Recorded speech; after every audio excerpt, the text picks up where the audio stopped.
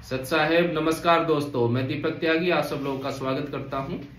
ठंड का मौसम है। आपको अगर कफ वाली खांसी हो जाती है या परिवार में किसी मेंबर को, बच्चे को, तो इसमें हम यूज करेंगे लहसुन। उससे पहले ये लंग्स का कोरस्पॉन्डेंस है, इसको आप अच्छी तरह स्टिमुलेट करेंगे लेफ्ट हैंड में। अच्छी तरह इस पर प्रेशर डालने के बाद आप लहसुन लेंगे और इसको कट करेंगे और जो छिलके वाला पार्ट है उसको टेप पर चिपकाएंगे और ये बिना छिलके वाला जो पार्ट है इसको हम लंग पे टच करेंगे इस तरीके से। ठीक है, तो आप देखेंगे जो आपके बच्चे को या परिवार में किसी भी मेंबर को खांसी आ रही थी वो कम हो जाती है और जो कफ बन रहा था वह कफ बनना कम हो जाता है और धीरे धीरे ठीक हो जाता है। Okay, thank you.